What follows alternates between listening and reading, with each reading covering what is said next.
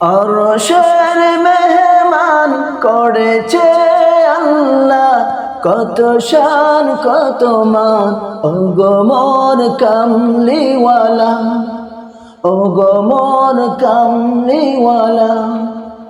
অরশের মেহমান سبحانك لا علم لنا إلا ما علمتنا إنك أنت العليم الحكيم الحمد لله সোনারগাঁও ইমাম উলামা ঐক্য পরিষদের উদ্যোগে শাইখুল আরবি ওয়াল আজম সৈয়দ হুসাইন আহমদ মদনী রহমতুল্লাহ আলাইহির বিশিষ্ট শাগির্দ, আমাদের গোটা বাংলাদেশের জন্য গৌরব, হযরত মাওলানা মুফতি হাতেম রহমতুল্লাহ আলাইহি, তার জন্য দুআয়ে মাগফিরাত, দোয়া এবং তার জীবনের বিভিন্ন ভালো বিষয়ের আলোচনা, তাকে স্মরণ করার জন্য আজকে আমরা এখানে সমবেত হয়েছি। অত্যন্ত একটি মুবারক মজলিস। আল্লাহ রাব্বুল আলামিন আমাদের সকলকে এই মজলিসের বরকত লাভে ধন্য হওয়ার আল্লাহ তাআলা তৌফিক দান করেন। আল্লাহ রসুল হাদিসে পাকের মধ্যে ইরশাদ করেছেন যে তোমাদের মধ্য থেকে যখন কেউ বিদায় নিয়ে যাবে, তাদের মৃত্যুর পরেও তোমরা তাদের জীবনের ভালো দিকগুলো, তাদের জীবনের শিক্ষণীয় এবং লক্ষণীয় বিষয়গুলা তোমরা আলোচনার মধ্যে রাখো, আলোচনা করো, মুজাকারা করো।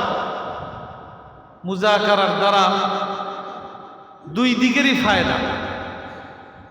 যিনি চলে গেছেন তার ফায়দা হলো আমরা শত মানুষ, সহস্র মানুষ একজন মানুষের সম্পর্কে ভালো আলোচনার মাধ্যমে তার ব্যাপারে আমরা ভালো সাক্ষ্য দিলাম। এটা আল্লাহ রাব্বুল আলামিনের কাছে তার জন্য এটা একটা বিরাট গুরুত্ব বহন করে। আবার একজন আল্লাহর মকবুল বান্দা এইরকম অনুসরণীয়, অনুকরণীয় ভালো গুণাবলীর আলোচনার দ্বারা আমরা যারা জীবিত আছি, আমাদেরকেও তো একদিন যেতে হবে।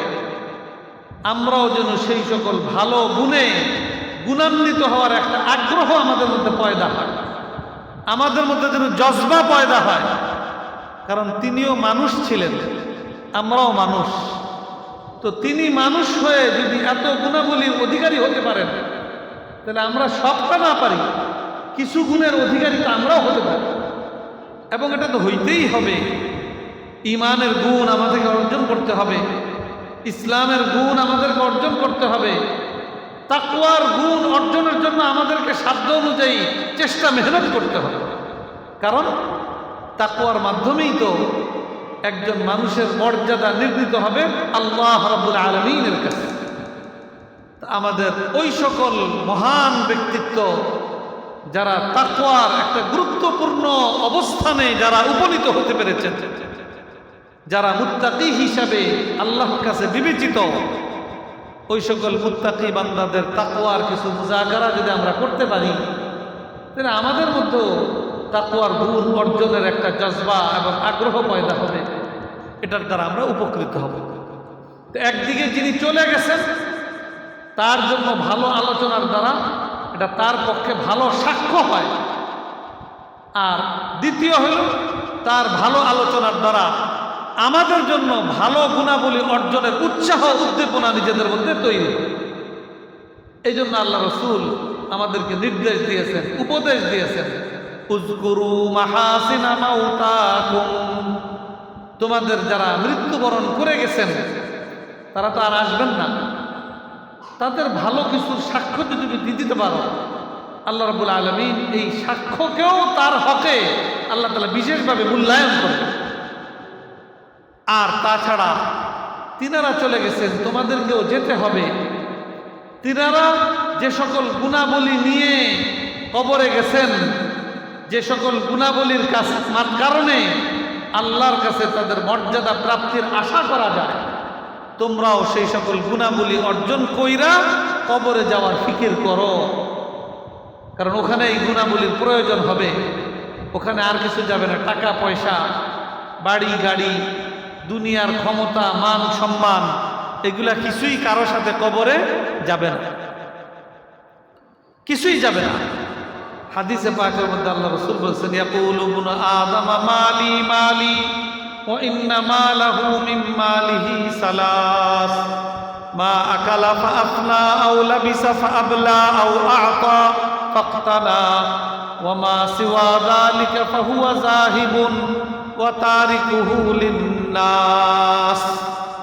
দুনিয়াতে তো হলো সম্পদ আর টাকা পয়সা, এদের গরিমাই হলো সবচেয়ে বেশি। এটাই হলো দুনিয়ার মধ্যে সবকিছুর মূল কিছু আমরা মনে করি। অথচ আল্লাহ রাসূল বলতেছেন, মানুষ বলে এটা মালি মাল, এই আমার এই মাল, মালের কারণে তার গর্ব অহংকার, তার পাও জমিনে পড়ে না। আল্লাহ রাসূল হাকিকত আমাদের সামনে আনতেছেন যে তুমি যত কিছুকেই নিজের মাল মনে করো, আসলে প্রকৃতপক্ষে তোমার মাল হলো তিনটা। একটা হলো মা আকালা ফাআফনা, যা তুমি খাইয়া তোমার গায়ে লাগায় ফেললা, এটা তোমার কাজে লাগবে। আও লাবিসা ফাআবলা, যা পরিধান করলাম, মানুষের তো কাপড় চোপড় পরিধান করতে হয়, পরিধান কইরা পুরানা করে ফেললাম, এটা আমার কাজে লাগবে। এই দুইটা আমি দুনিয়াতে আমার কাজে লাগছে। আর 3 নম্বরটা বাহ্যিকভাবে দুনিয়াতে কাজে লাগা দেখা যাবে না, কিন্তু ওইটাই প্রকৃত পক্ষে আমার মাল। আল্লাহ রাসূল বলতেছেন, আও আ'তা ফাক্তানা, যেই মাল তুমি আল্লাহর সন্তুষ্টির জন্য আল্লাহর রাস্তায় আল্লাহর কাজে ব্যয় করলা, এটা বাহ্যিকভাবে দেখা যাচ্ছে ব্যয়, এটা প্রকৃত পক্ষে তোমার আখিরাতের ব্যাংকে জমা করলা। ওয়ামা সিওয়া যালিক ফাহুয়া যাহিবুন ওয়া তারিকুহু লিন্নাস।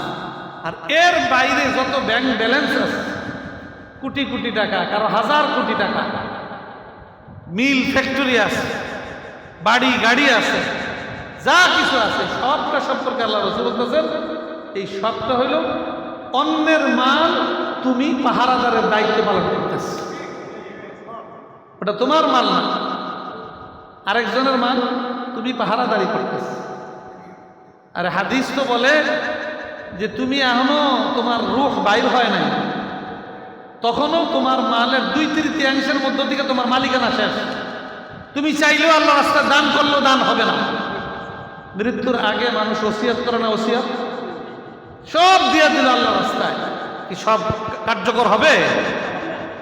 কোরআন হাদিসের কথা হইল ওসিয়ত কার্যকর হয় কয় অংশে? 3 ভাগের 1 ভাগের মধ্যে। আর 2 ভাগের মধ্যে সে মালিক, দান করে দিল, একজনে দিয়ে দিল, কিন্তু বাকি 2 ভাগের মধ্যে তার এই দান কি হবে না, কার্যকর হবে না। এখনো কিন্তু সে দুনিয়াতে আছে। এই মালের হাকিকত হলো এইটা, মাল আমার সাথে কবরে যাবে না, বাড়ি গাড়ি আমার সাথে কবরে যাবে না। যাবে ওই মৌলানা মুফতি হাতেম রহমতুল্লাহ আলাইহি যা যা অর্জন করছেন, উনি ইলম অর্জন করছেন, দুনিয়াতেও বিতরণ করছেন, আর এটা কবরেও সাথে নিয়ে গেছেন। আলেমের মর্যাদা আল্লাহ তাআলা কিয়ামতের দিনও ইলমের দ্বারা আল্লাহ তাআলা গোটা কোটি কোটি মানুষের সামনে আল্লাহ তাআলা এটাকে বাস্তব করে দেখায় দিবেন।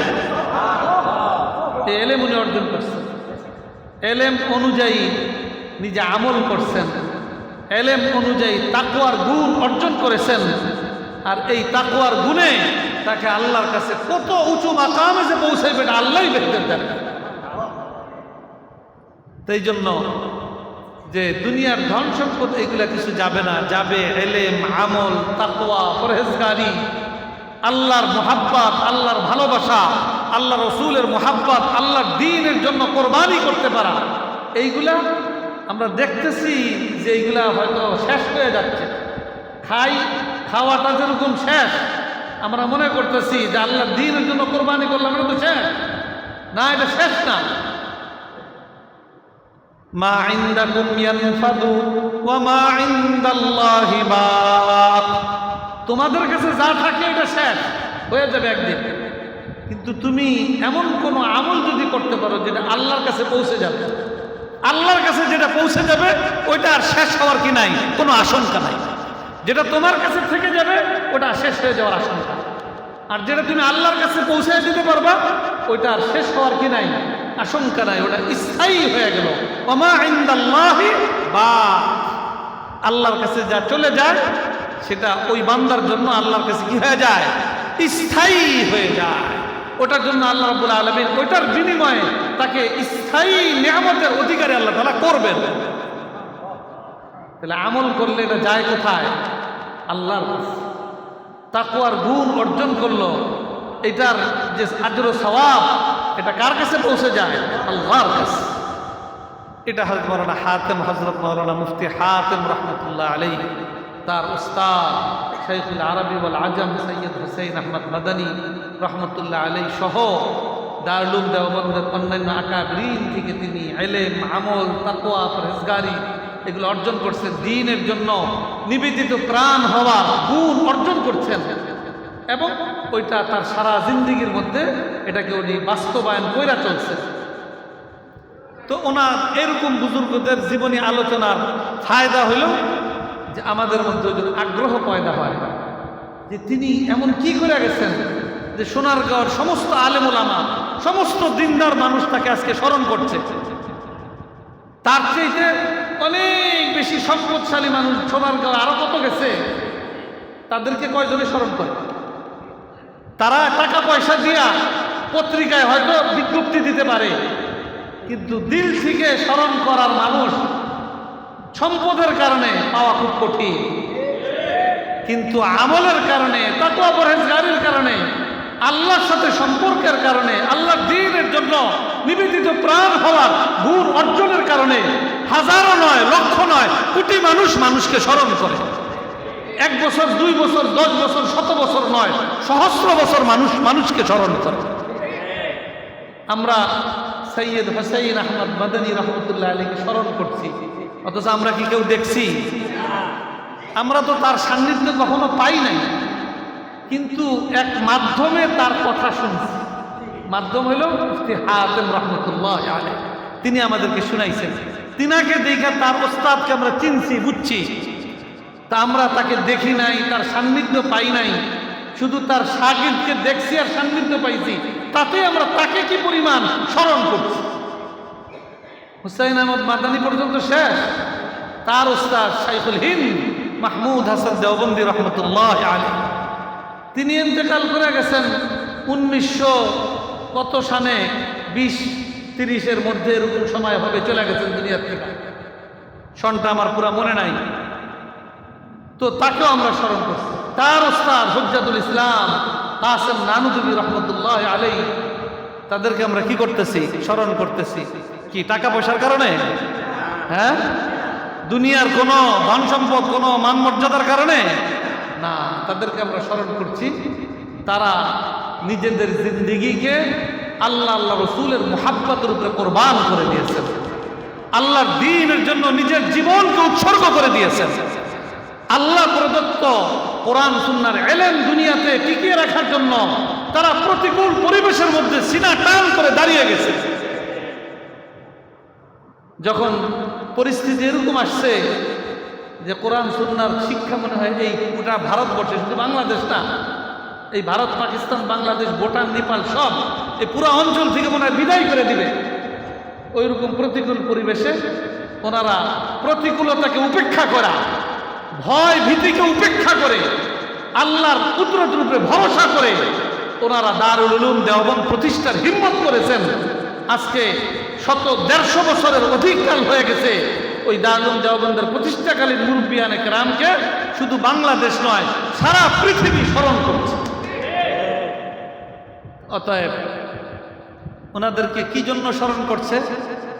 ওনাদের মধ্যে ঈমান ছিল, আমল ছিল, আল্লাহর মুহাব্বত ছিল, আল্লাহ রসুলের মুহাব্বত ছিল, আল্লাহ আল্লাহ রসুলের কোরআন সুন্নাহর শিক্ষা দুনিয়াতে টিকিয়ে রাখার জন্য তাদের মধ্যে কোরবানি ছিল। ওইগুলার কারণে আজকে আমরা 150 বছর পরেও আমাদের আলোচনাতে এমন হয় যে মনে হয় যেমন